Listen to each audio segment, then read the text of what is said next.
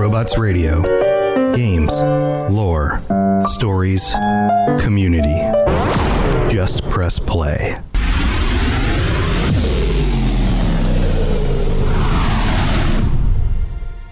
Welcome to the Fallout Lorecast, the podcast that explores the boundaries of our knowledge about the world of Fallout.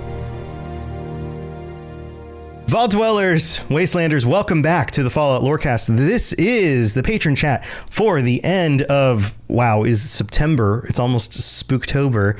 I'm excited to get together again with our patrons and talk about, actually, this episode's going to be about some very sad things. Things that made us cry, things that really bummed us out, storylines, situations that, hit us real hard. And with me this week, we have a bunch of our patrons. As usual, I'm going to go through and read out all the names. And on the count of 3, you're all going to make the sound that you made when you were so sad. Maybe that's a crying sound.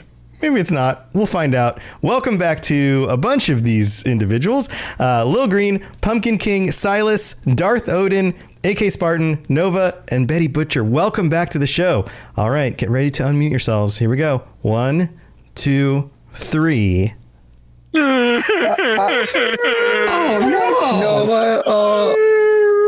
Wow, that's such a sad combination of sounds. Oh man, we're already bumming. Everybody else is going to be crying at home.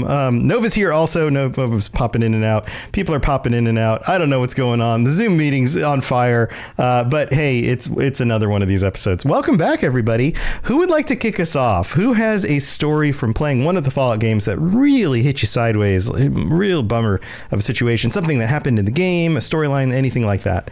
Who would like to start us off? Anybody? Lil Green's ready to go. Okay. I think the one character in Fallout that bums me out the most, Harold. Harold. Okay, yeah, I did an episode on Harold recently. Yes, but his entire storyline just kind of bums me out because if I remember right from your from the episode, he was just trying to do better in the wasteland, and it just didn't go right for him.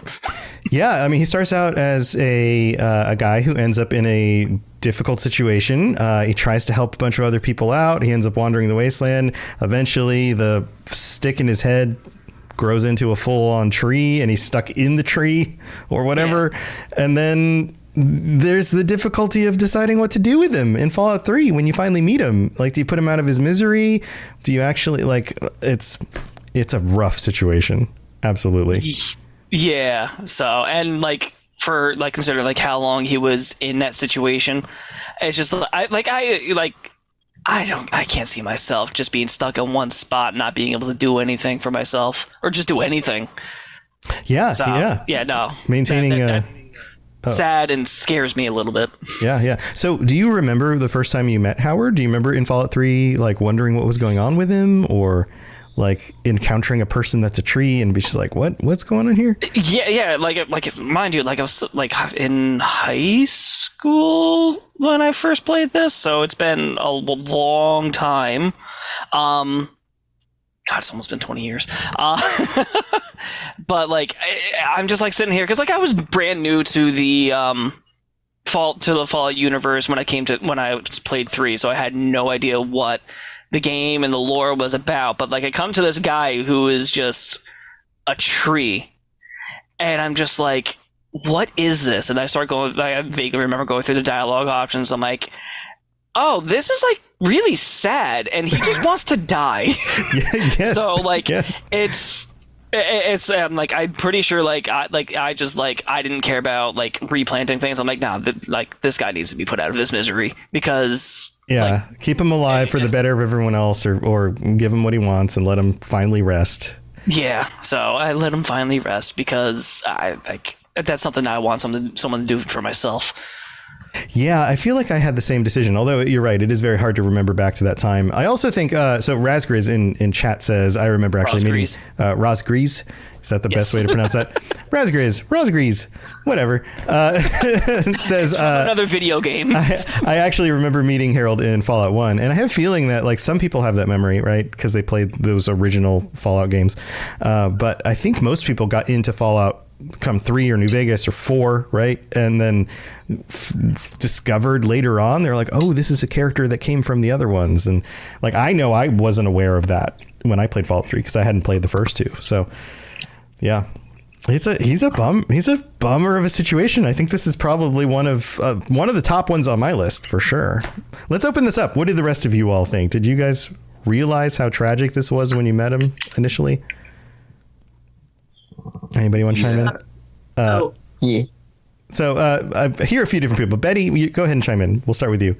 And Lil, if you don't mind muting your mic unless you're talking, because we'll get other sounds coming in. Go ahead, Betty. I think the saddest part is that the tree minders, or I don't even remember what they're called, they don't really care about his like concerns or like his his feelings at all of like what he wants to do, and that's like the saddest part because I don't know, it's like he just keeps trying to communicate what he wants. Like obviously he wants assisted suicide, I guess, but yeah, it's just that part's just extremely like heartbreaking. I wonder if there's an analogy there for the way we treat nature, you know, like trees and plants in general. Like even if they had personalities and can tell us what they wanted, we'd still probably just chop them down and use them for the resources, you know, like that kind of thing. Maybe. Nova, did you want to chime in? Yeah, I was going to say that his entire life was kind of just one unfortunate series of events after another until he eventually kind of like he got immortality in a way that's kind of similar to super mutants, but that allowed him to actually keep his intelligence and he didn't become a roid rage monster.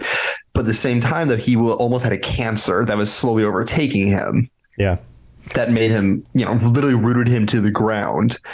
And it got to a point where he literally couldn't do anything except for exist. And then a cult developed around him, but all he wanted to do was pass on because he traveled from one side of America to the other and had seen probably more than anybody else in the United States. And just imagine, like, we've seen we've seen New Vegas, we've seen DC, we've seen Boston, we've seen Appalachia, we've seen the entirety of California as well, and just all the depressing sights and sounds and scenery that he has to experience, and not to mention surviving all of that, it probably would greatly dishearten you, and you just wouldn't have the will to live after a certain amount of time.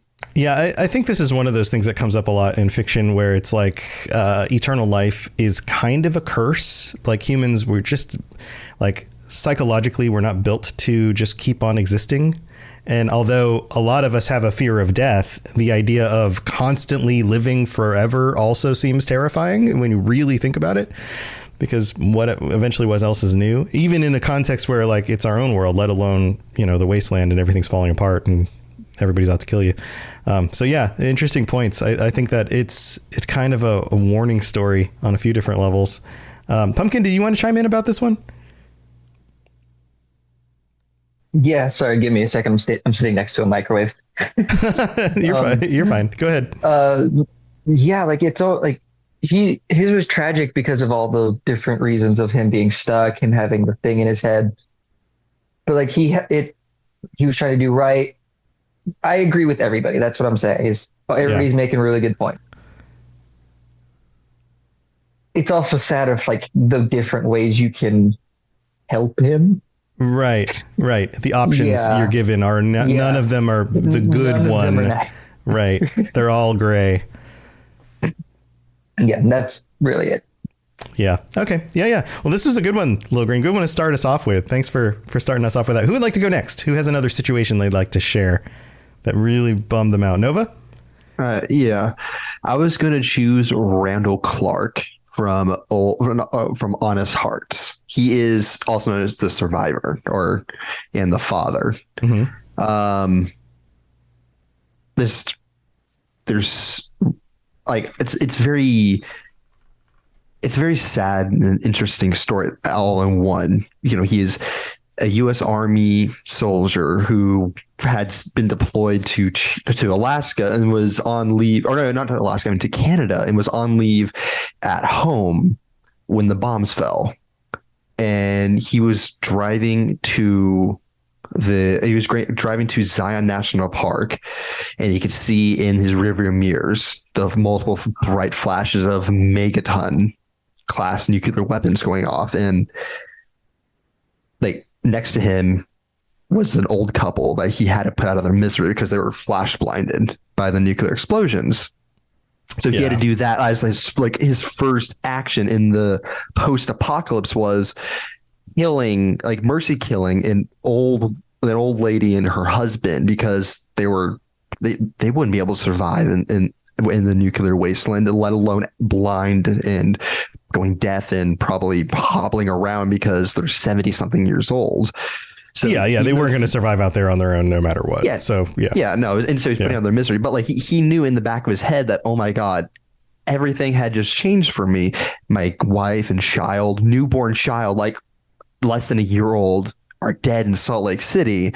And all I can do now is I can just go forward to Zion National Park and try and make a life for myself there because, well, I can't go back to Salt Lake City because it's a nuclear wasteland right now, just been bombed, and I need shelter because he knew that the black rain was going to start, the atomic winter, a nuclear winter was going to set in very soon. And so he had to go find shelter. And so he existed for about a year in Zion Canyon, just scavenging off of the equipment left behind by the National Geological Survey teams that had to abandon that, and just merely surviving just by cave water condensation and seeing that happen before he ventured back, trekking 70 something miles, 80 miles, whatever it is, through the new wasteland back to Salt Lake City, Utah, just to see if he could find anything. And he basically gave up when he got there, but then he found his second coming, his second wind, when he realized that if he dies there, so does the memory of his kid and his wife. And so he has to go on another day. He has to go on to try and make something of the new world. And so he went back to Zion Canyon. But while he was there, the survivors from Mexico came up and he helped save them. So he found a new calling as kind of just a mysterious stranger who was going to just help people however he could. But then they were murdered and cannibalized by survivors of Vault 22. Right. It always just goes bad. Yeah. And so the people he just found and was making a connection with, even though there was a language barrier, he was like, oh, okay, these are my new friends. I'm going to try and just I have purpose again. I have purpose just helping them. Right. And then they get eaten. Yeah. Oh, but then so he kind of fights a solo guerrilla war using who was that?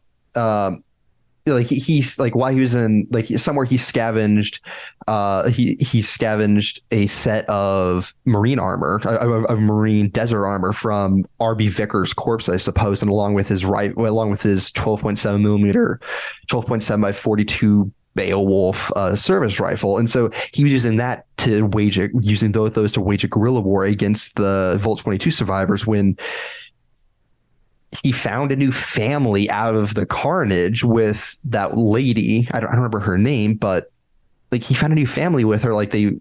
He saved her because first of all, getting killed in this trap, and also Sylvie?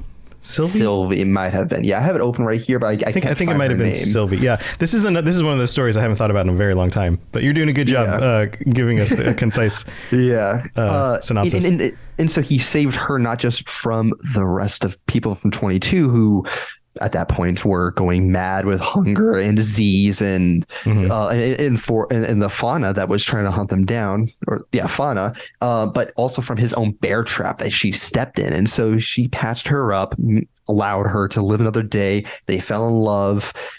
She got pregnant. and then died at childbirth along with their newborn child. It's just he keeps being tragic. Yeah, it does. Yeah. But from that, though, again, he was at the edge. He was going to give up. But then from that, though, kids just magically appear from the garden. I guess I guess, which my dogs are barking downstairs. Anyways, the kids just magically appear, and so he all of a sudden realizes, I do have a purpose on this earth. I do have meaning, and that was to protect people, even though my last 4 attempts actually failed. Right. 5 if you include the United States, which, he's like the Abe Lincoln of Fallout. Like, I failed. I finally become president. But except he's not a president here. He's just taking care of kids. He's old at this point. Yeah. Yeah, but here, though, he becomes the original father. Suck it, Sean. And he actually creates something that exists for the next 200 years, and that would be the Sorrows tribe. He gives the children that have wandered into the canyon, 20-something or 30-something in total, a survival lessons just by leaving them books here, leaving them holotapes there or messages here, leaving them food and medicine he found in the surrounding area. Right. Like leaving notes. Like their mysterious protector and teacher. Yeah. Yeah. And so he became the father, but unintentionally also killed some of them with the traps that he had made for the Volt 22 people. So, but that besides the point, though, which kind of works into their mythos. And so into their mythos, they eventually create around him. And then when Graham and whoever the other Mormon comes along, they think of him and Silva as Joseph and Mary, and their right child as Jesus, who he talked about because he was slowly divulging more details to what he thought of as his family, as his children. And then he slowly eventually slowed down because he was getting older and older. And at 70, he peacefully passed away at Fallen Rocks Cave, I think. Mm-hmm. Or no, not Fallen Rocks. He peacefully passed away at the Arch. And from that, he finally created something that had lasted and something that is quite beautiful, in my opinion. Man, the Fallout New Vegas, the Oblivion team, the people who, carried over from the original Fallout series to New Vegas and then on to Oblivion, they just do tragedy so well. Like, their situation is like, their version of the Wasteland is just so much more harsh and like, ugh. But it is one of those stories, right, where like at some point you're just going to give up, right? And then he doesn't. And then it's like, well, what about this time? And then no, there's something else to live for. So, I mean, it's a testament to human spirit, I guess. You could say that. Yeah. Did anybody else want to chime in about this one? Do you guys remember this? You come across his like skeleton in New Vegas. His story, like, it's always intrigued me. I love his armor is the one I always choose, but it's the story behind his character's story. It's always just sad because it's one family after another until he finally decides, what if I protect them without getting involved? Right. From a distance. Right. Yeah. And that's one of my favorite parts about it is it brings a folkloric style to it. Yeah, it does have that kind of mythological quality, like folklore kind of thing. And a lot of these really good stories from these games have that same kind of feeling. So, yeah, that's a good one. Thanks for that synopsis, Nova. Yeah, another very tragic one, another one worth crying about. Who would like to go next? Silas, what do you think? What hit you so sad? Made you so sad? Hit you sideways? So, one of the main things that I can think of, because I've recently played through Fallout 4, there are two specific things that I can think of that aren't necessarily explained well, but they are hinted at. One of them is part of West Everett Estates, going through and, killing all them super mutants in that encampment. There's it's a house that has a bunker underneath, and you can find holotypes all over that explain, find the kids, bring them down here, tell them what needs to happen, and this is how to get in, and all that kind of stuff. And then, you get down to the bunker and you find, graves for all the kids and the parents. And then there's also another one that I can't remember exactly where, but it's a similar type of thing. And when you finally come on the end graves, there's in a bunker, there's 2 graves that are for the kids, and then the parents are skeletons on a bed nearby. Yeah, kind of that more situational storytelling kind of thing where you realize how tragic this must have been for the people, even though you don't actually get to interact with them very much. Yeah, and Fallout does a really good job at that. Of even though you didn't have a named character, or even though you didn't know who they were, there's still a lot of story that can be found and reflected upon within it. Yeah, I think in those situations you can kind of, because part of them being so vague is that you can put yourself in the shoes of the situation. You can see the tragedy and the difficult decisions they had to make, and the fact that they didn't make it, or the idea that, I mean, just these fundamentally difficult topics of like having to bury a child, or, having to deal with a spouse who's not going to make it, and you've got to go on, or whatever the version of the story is, right? And we get a lot of those in the Fallout games. For as wacky as it gets real dark at the same time. It goes both directions. So, yeah. Anybody else want to chime in on this one? Pumpkin? So the one with the 2 graves and the parents laying on the cot nearby, that one always did hit me, because it wasn't just the fact of they lost their kids. It was the fact of they did so much to prevent losing their family, that such a small detail, because of the fact of it was lack of oxygen that was their demise, which is horrible. Total, like, in my opinion, that's like suffocation. One of my the worst ways to go out. Yeah. In that slow, it's sad because of it goes from we'll be safe, we'll be okay, to stupid ventilation or something like that. Mm-hmm. Yeah, that's the thing that got us. All the things that could go wrong, and that's the thing that did it. Yeah, that's man, this we got to cheer up. This the topic of this episode is very sad. Anybody else have any thoughts on this one? Yeah, Silas, dark stuff, dude. Thanks for bumming us out. I'm gonna have to say that every single time. I think there's one more aspect to this story that you forgot about. The mother I think it was West Everett Estates. The mother was at the hospital, and you can find her side of the story at the I forget what was the hospital in downtown Boston with the vertebrae crash through it. I forget what it is, but you can actually hear her side of the story, and she is like begging a nurse or one of her friends to go find her husband and bring this message to her. Oh yeah, I'm not super familiar with this one off the top of my head, but that's yeah. Yeah, that's the other thing that's so fun about these, is when they have like other parts of the story that you can find in other places, and you're like, oh, this connects to that other thing. Yeah. Mm-hmm. All right. Well, good one, Silas. I mean, terrible one, but good. Thank you.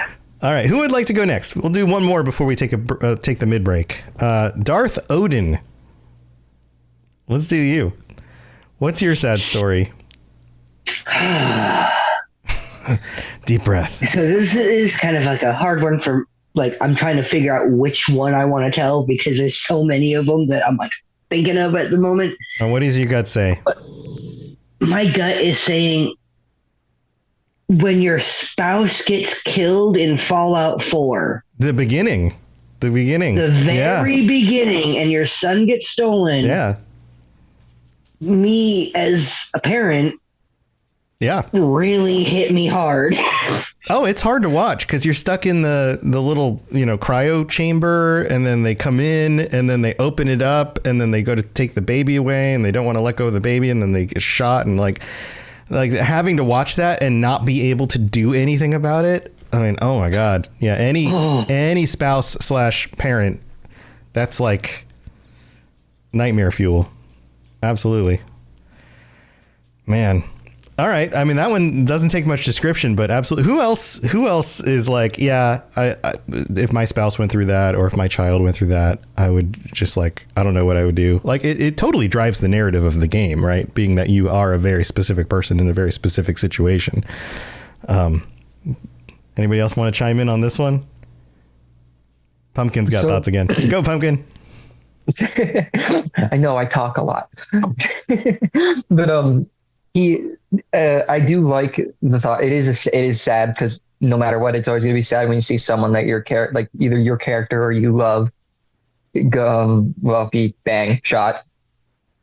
But it's the beginning peak in that game where it gives your character a reason to look for your kid, and it basically revenge. Yeah, it sets the stakes. It sets the like, this world is unforgiving. Somebody can just march in, shoot your spouse, steal your child, and that's what you got to deal with. The game doesn't give you enough time to be upset about it, because it just throws you straight into the game, and all you think about is, I want to get back. Yeah, and that's your main thought. Right.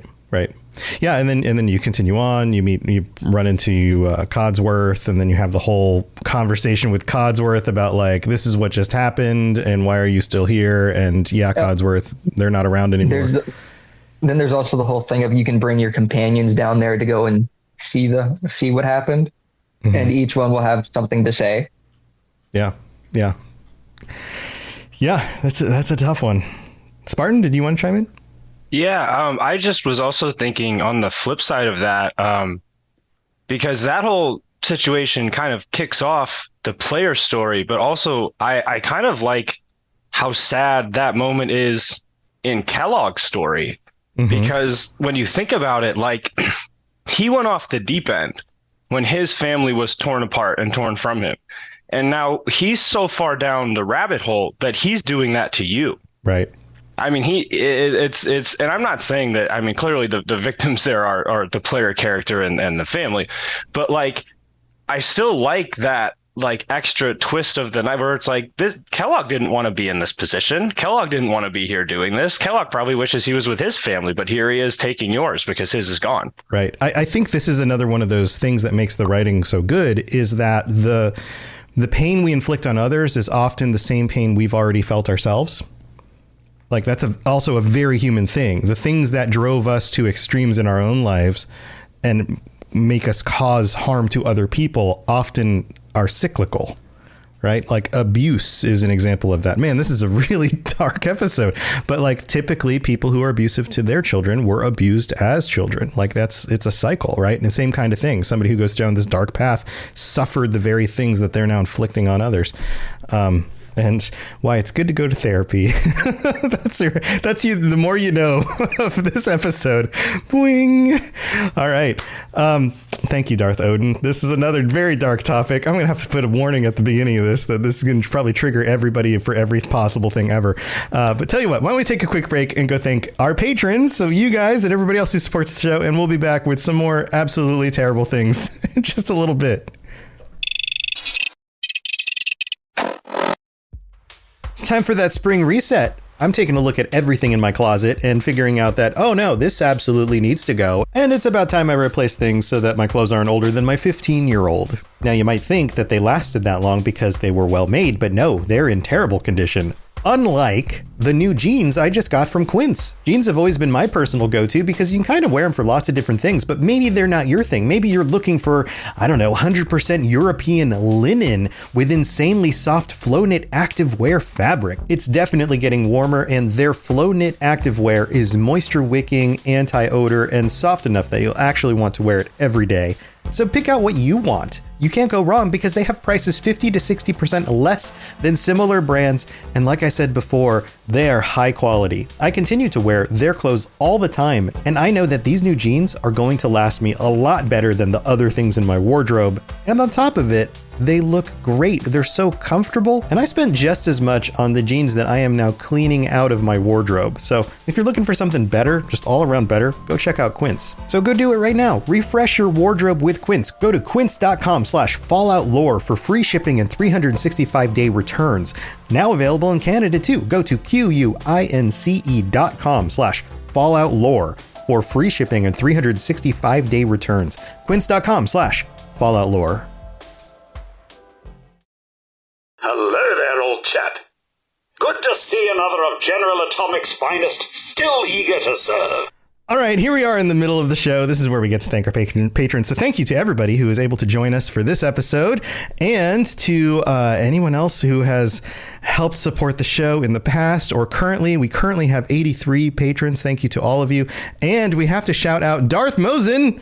Darth, thank you so much for your support. Darth was here and then I think disappeared. Something may have disconnected. But huge shout out to you, Darth Mosen, because you are our Liberty Prime.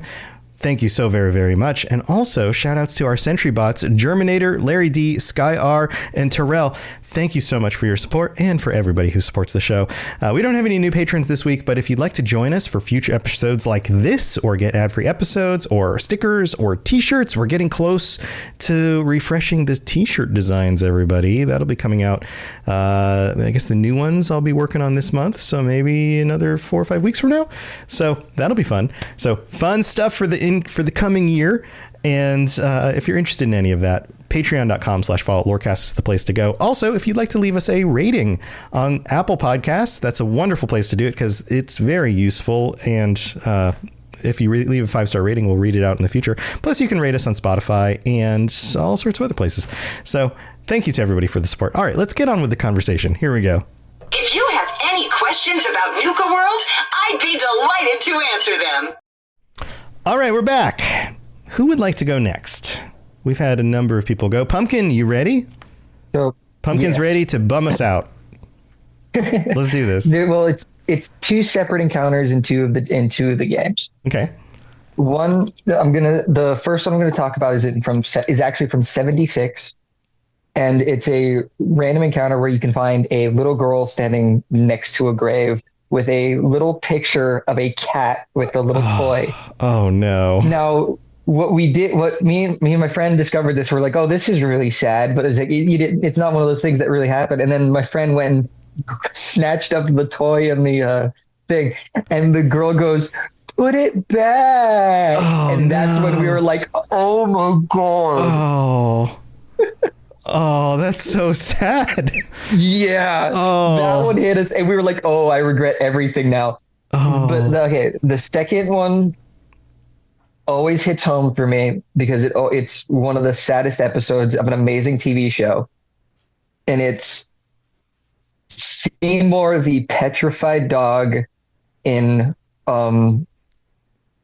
Lonesome Road. In Lonesome Road. Futurama? Is this a Futurama thing also, Nova? Yes, this is so. Yes, so the random encounter is a reference to one of the saddest episodes of Futurama. Oh, that's great.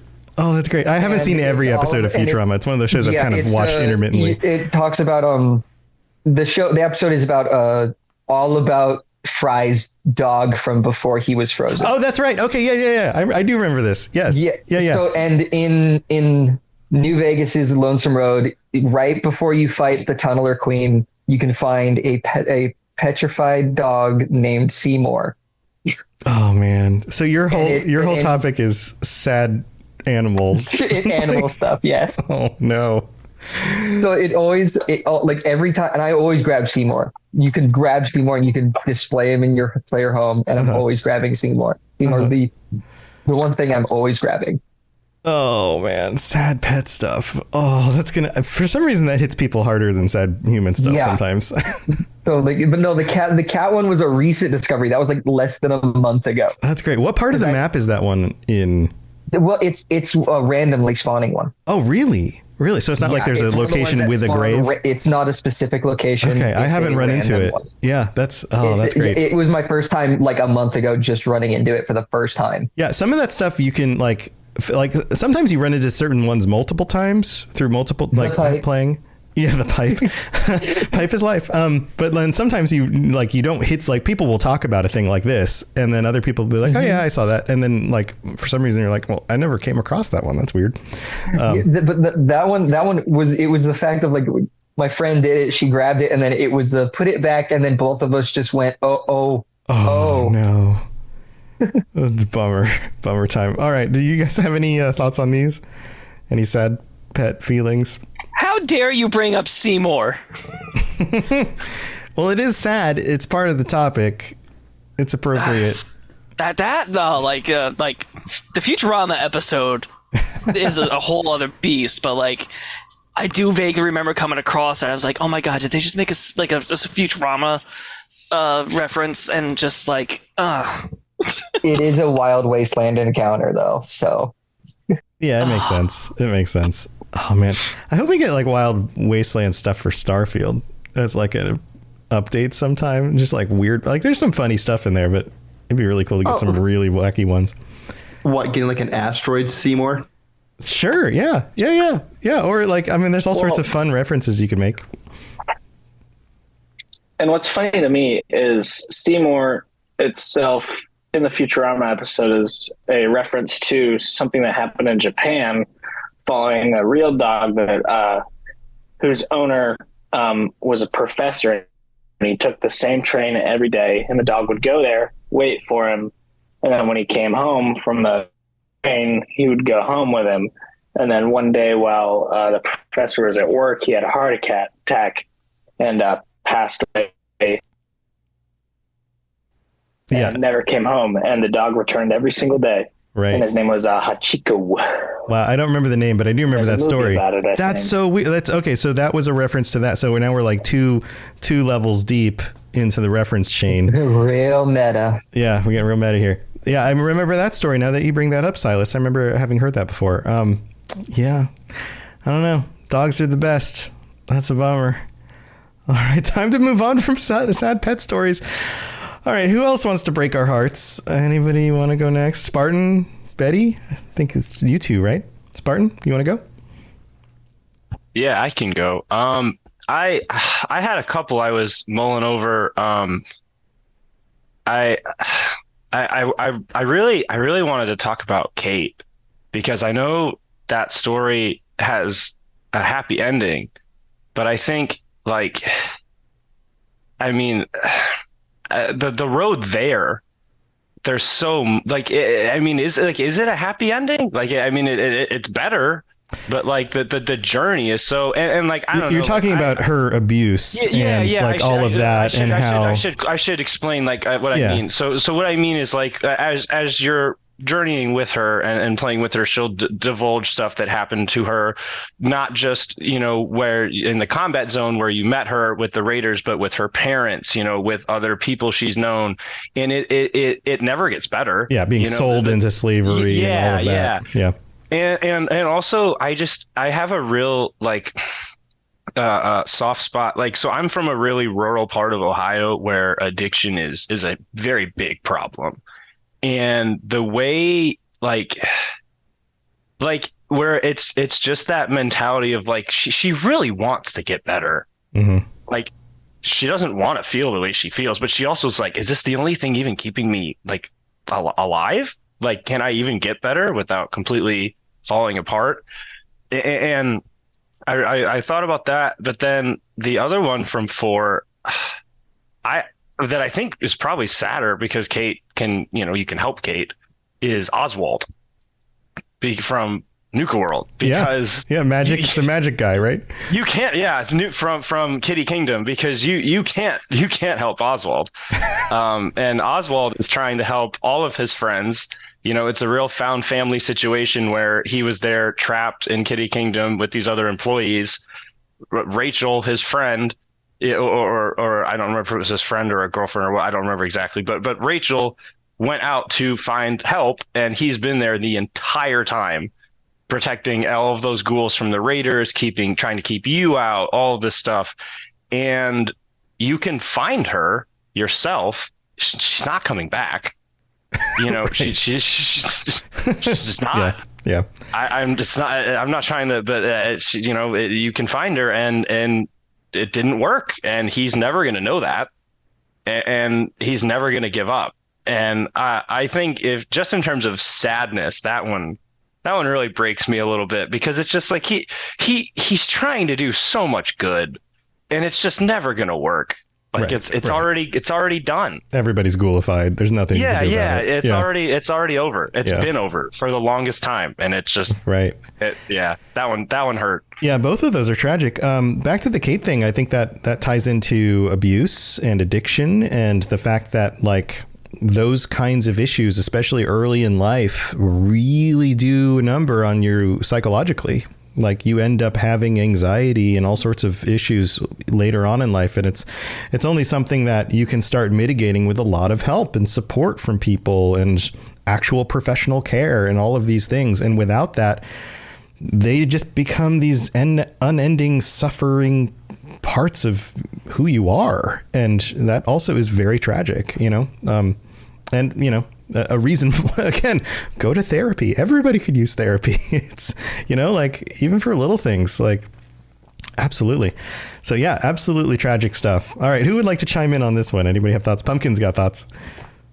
So with Oswald, there's also you can actually take the holotape that's on Rachel's body and you can play it for him, and you can completely bypass the fight. And he goes, well, I have no reason to be here. I'm going to go continue what Rachel was doing. And yeah, I feel like I went through that one time, like the last time I played through it, I feel like I tried that out. Mm-hmm. Yeah. He just disappears, so right? He gives you his hat and his weapon, I think, and then he disappears. And just poof, he's gone. Yeah. Yeah. And that's one thing that it can be a happy quote unquote ending. But it's still tragic. But it's still sad. Yeah, he's officially got nobody. Right. So see, and that's why I wish that there was a way to get through the Kitty Kingdom without, you know, killing all the ghouls to get there. You know, because you only realize later on that those are all his friends, and you're out there just, you know, murderizing them.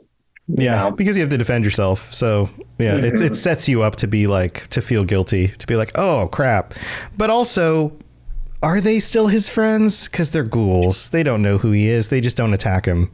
There's a difference, right? Like, I feel like there's been a few times in the series that they've shown that ghouls can, to some rudimentary capacity, understand the ferals, you know? Yeah, but the ferals don't really have mental capacities the other direction. They just don't attack the other ghouls. Yeah. Just because they don't attack you doesn't mean they recognize who you are and are friends with you still.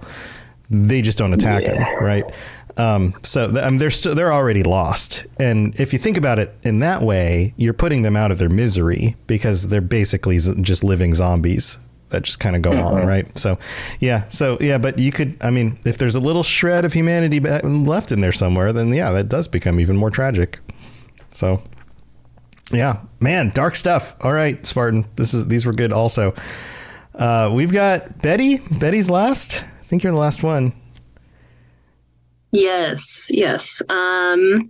So mine's a little more general. It's not like a specific like event or anything, but okay. Feel like the pit is probably the most depressing DLC to me. Essentially everyone's, you know, enslaved for the rest of their days. You never see the sun. You're exposed to radiation just like everybody else, obviously, but it just seems really intense out there. And you're living in a post-apocalyptic world on top of that. So it's even if you get out, what else is there? Right? Yeah. At least you see the sun, maybe. Yeah. And you have a little freedom, and you're not treated as inhumane. And, you know, I never feel good doing that DLC.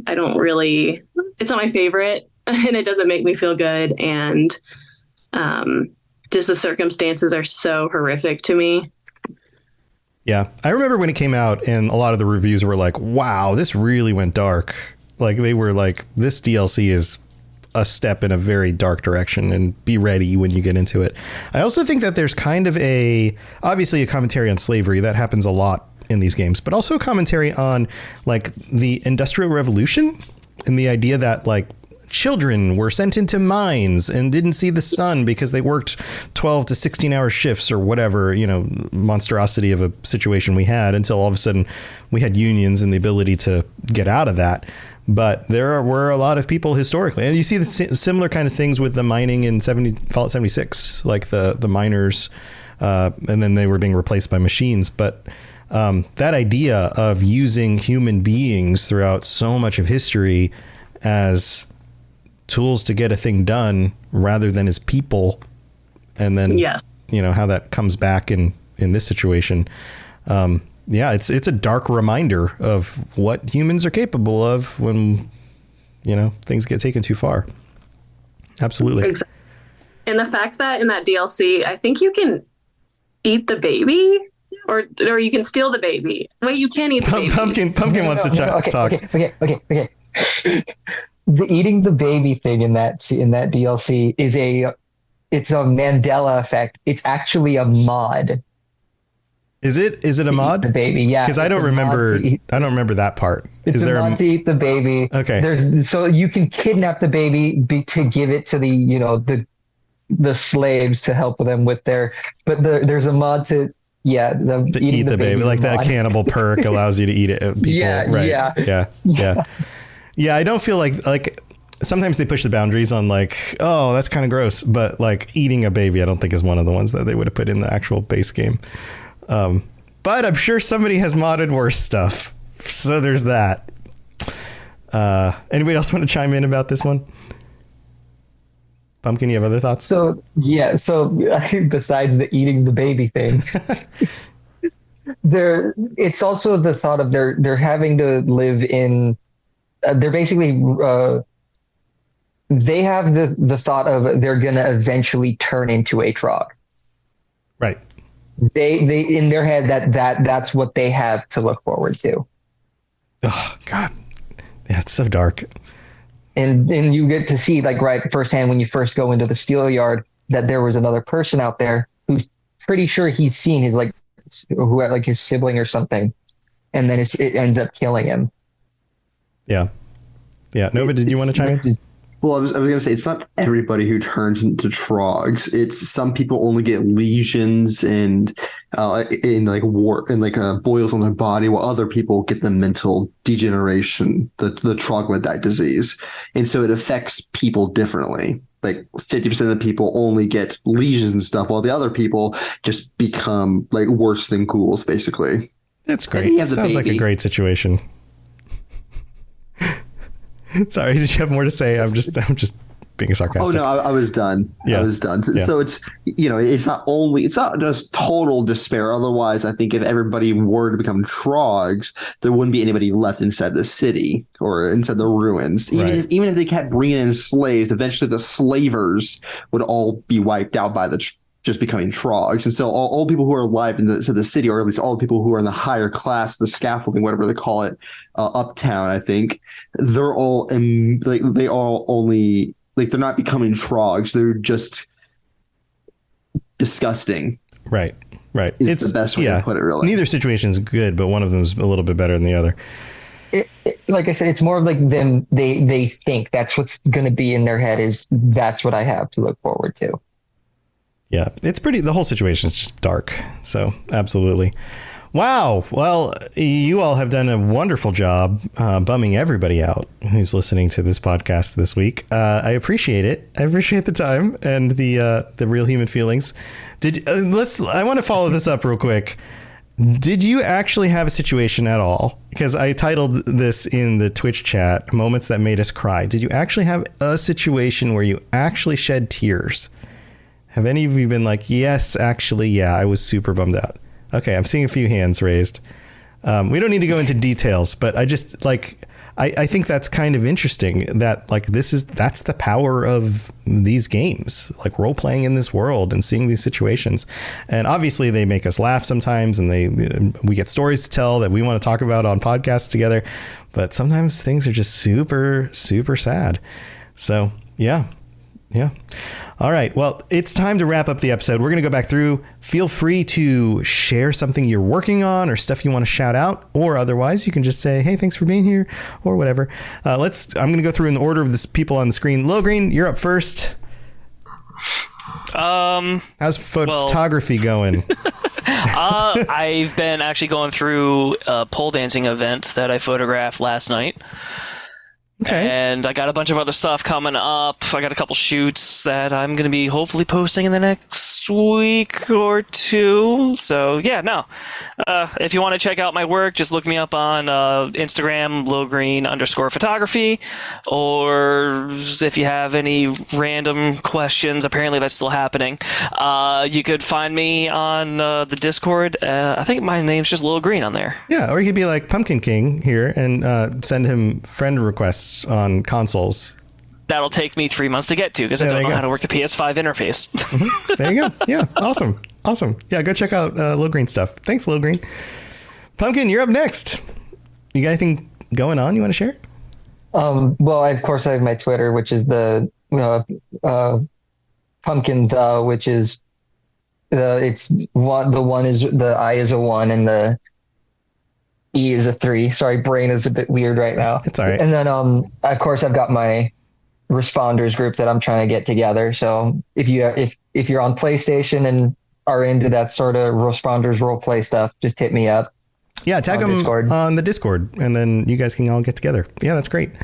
Yeah. Awesome. Well, thanks for joining us again. Darth Odin. Darth, you got anything you want to share? Yeah.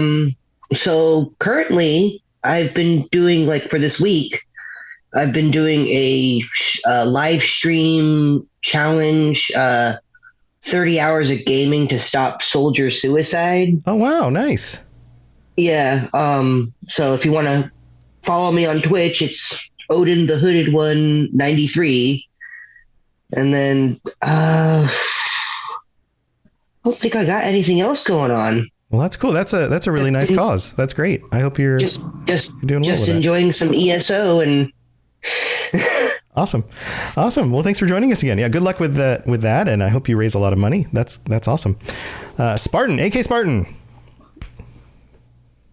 Yeah, I don't have a ton right now. I remember last month I had said I was probably going to start streaming soon. That is still in the works. I actually am going to wait a little bit longer just because I have a new coworker that I've been working with that he and I have been talking about doing some Elden Ring streams together, and then possibly actually a YouTube channel with that. So I want to take a little bit longer to throw some seasoning on some of that stuff because I don't know. But there is a chance. I have Tuesdays. I don't go into work until 8 p.m. I work pretty much every other afternoon.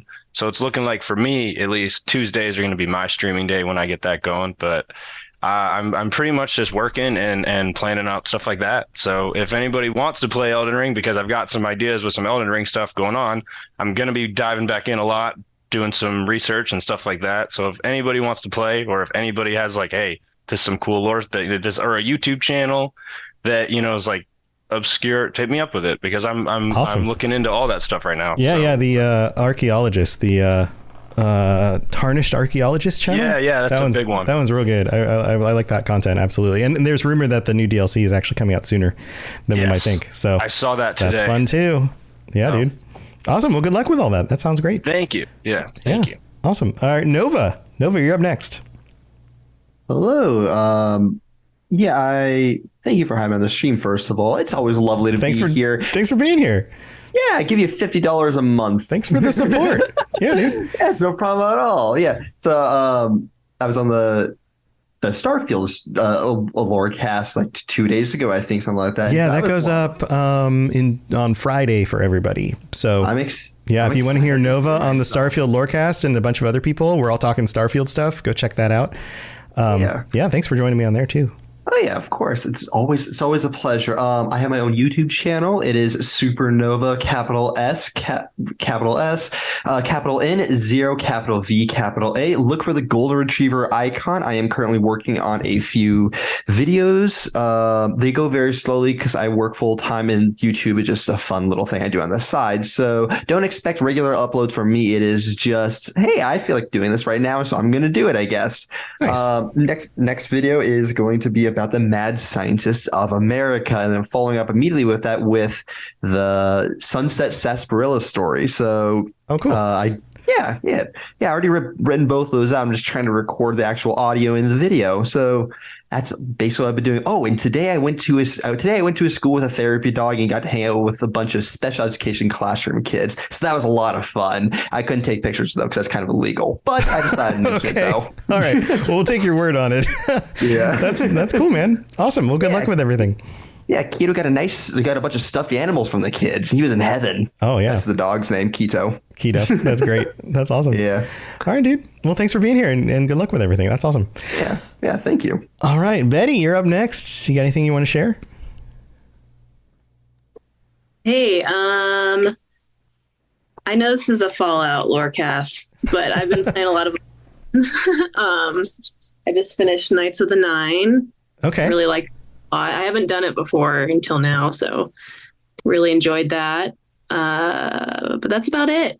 Yeah, it's classic stuff. It's always good to go back to those games, you know? So, all right. Well, thank you for joining us. And then we've got Silas wrapping it up for us. Silas, you got anything you want to share? Not a whole lot. I've been working on my pottery, which is great because I finally got that set up. And then I'm listening to the Elder Scrolls Lorecast, and I'm about a year behind right now. But right now you're doing Skyrim with my mom. And I'm really enjoying listening to that. Those videos are up on YouTube also, if ever you want to see them instead of just listen to them. Yes. Yeah, they are. I don't know if they got transferred to the Elder Scrolls Lorecast channel, if they're up on the Robots Radio one, but if you search Skyrim with my mom, I bet it's going to show up because I don't think anybody else has a series named that. But I've been listening to it, and it's got me thinking I want to do something similar with my partner. Yeah, it's fun. They're interested in things that I'm interested in, but not the best at games. So I was thinking that'd be a good way to. But your Skyrim with my mom has definitely inspired the idea for that. So I'm gonna hopefully do that at some point. Awesome. Yeah, you can do it with Fallout also. Like if somebody's not good with a controller or playing a game, you can do the fighting, but still let them decide like where do we go next? Who do we talk to? What do we say? And then it's fun because you know what you're going to decide and you know how the story plays out, but you don't tell them.